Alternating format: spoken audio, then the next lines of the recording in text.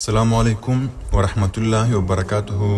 میرے عزیز بھائیوں اور بہنوں، آج ہم حضرت آدم علیہ السلام کی پیدائش کا بیان احادیث حضور نبی کریم صلی اللہ علیہ وسلم سے حضرت ابو موسیٰ اشعری رضی اللہ تعالی عنہ سے مروی ہے کہ حضور نبی کریم صلی اللہ علیہ وسلم نے فرمایا کہ اللہ عز و جل نے حضرت آدم علیہ السلام کو مشط بر خاک سے پیدا کیا جو تمام زمین سے اکٹھی کی گئی تھی۔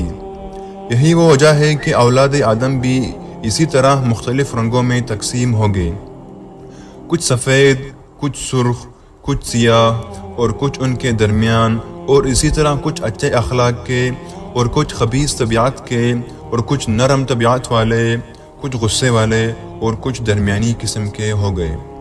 حضرت عبداللہ بن مسعود رضی اللہ تعالی عنہ سے مروی ہے کہ حضور نبی کریم صلی اللہ علیہ وسلم نے فرمایا کہ اللہ عز و جل نے حضرت جبرائیل علیہ السلام کو زمین پر بھیجا کہ وہ زمین میں سے جا کر مٹی لے آئے۔ حضرت جبرائیل علیہ السلام زمین پر مٹی لینے آئے تو زمین نے اللہ عز و جل کی پناہ مانگی اور کہا کہ مجھ سے کم نہ کرو اور مجھے عیبدار نہ بناؤ۔ حضرت جبرائیل علیہ السلام مٹی لیے بغیر واپس چلے گئے اور اللہ عز و جل کی بارگاہ میں عرض کی کہ یا الہی، زمین تیری پناہ مانگ رہی ہے، اس لیے میں رک گیا۔ اللہ عز و جل نے حضرت میکائیل علیہ السلام کو حکم دیا اور زمین پر آئے تو زمین نے ایک مرتبہ پھر اللہ عز و جل کی پناہ مانگی اور وہ بغیر مٹی لیے واپس چلے گئے اور بارگاہ الہی میں زمین کا مدعا پیش کیا۔ اللہ عز و جل نے پھر ملک الموت حضرت عزرائیل علیہ السلام کو زمین پر بھیجا۔ حضرت عزرائیل علیہ السلام جب زمین پر تشریف لے آئے تو زمین نے ایک مرتبہ پھر اللہ عز و جل کی پناہ مانگی۔ حضرت عزرائیل علیہ السلام نے کہا کہ میں اللہ عز و جل کا فرمان پورا کیے بغیر نہ لوٹوں گا۔ پھر انہوں نے زمین کے مختلف گوشوں سے مٹی اکٹھی کی، اسی مٹی کو بگویا کیا اور وہ لیسدار مٹی بن گئی۔ چونکہ یہ مٹی مختلف رنگوں کی تھی، اس لیے انسان بھی مختلف رنگوں کے ہوئے۔ اللہ عز و جل نے مٹی کا گارا بننے کے بعد فرشتوں سے فرمایا، میں مٹی سے انسان بناؤں گا، پھر جب میں اسے ٹھیک کر لوں اور اپنی جانب سے روح پھونک دوں تو تم سب اسے سجدہ کرنا۔ چنانچہ اللہ عز و جل نے حضرت آدم علیہ السلام کو اپنی دست قدرت سے پیدا کیا تاکہ ابلیس انہیں دیکھ کر تکبر نہ کرے کہ اللہ عز و جل نے انہیں انسان بنا دیا۔ حضرت آدم علیہ السلام کا خمیر 40 سال تک یوں ہی رہا۔ فرشتے جب اس خمیر کے نزدیک سے گزرتے تھے تو ڈر جاتے تھے اور ابلیس ان سے زیادہ ڈرنے والا تھا۔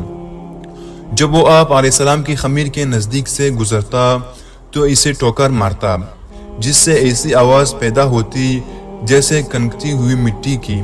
پھر ابلیس کہتا کہ اللہ عز و جل نے تجھے کس مقصد سے پیدا کیا ہے؟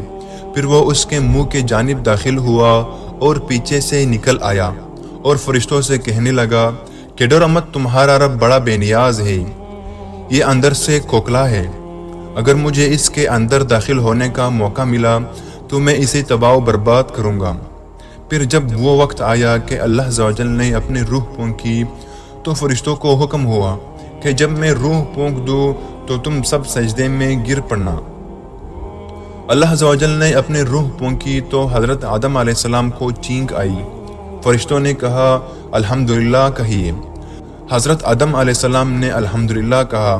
اللہ عز و جل نے جواباً فرمایا کہ یرحمک ربک، یعنی تمہارے رب کی رحمت ہو تم پر۔ جب روح آنکھ تک پہنچی تو حضرت آدم علیہ السلام کی نظر جنت کے پلکوں پر پڑی۔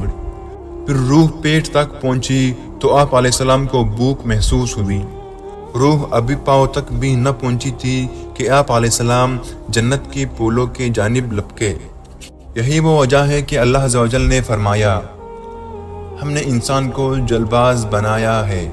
تمام فرشتے سجدے میں گر گئے سوائے ابلیس کے، اس نے سجدہ کرنے والوں کے ساتھ نہ دیا۔ حضرت انس بن مالک رضی اللہ تعالی عنہ سے مروی ہے کہ حضور نبی کریم صلی اللہ علیہ وسلم نے فرمایا کہ اللہ عز و جل نے جب حضرت آدم علیہ السلام کو بنایا شروع کیا تو انہیں چھوڑے رکھا، ابلیس ان کے گرد چکر لگاتا رہا۔ پھر جب اس نے دیکھا کہ اندر سے خالی ہے تو جان گیا کہ اس کا خود پر کچھ قابو نہ ہوگا۔ حضرت عمر بن عبدالعزیز رضی اللہ تعالی عنہ سے مروی ہے کہ جب فرشتوں کو سجدے کا حکم ہوا تو حضرت اسرافیل علیہ السلام نے سب سے پہلے سجدہ کیا تھا، اور اسی صلے میں اللہ عز و جل نے ان کی پیشانی پر قرآن لکھ دیا تھا۔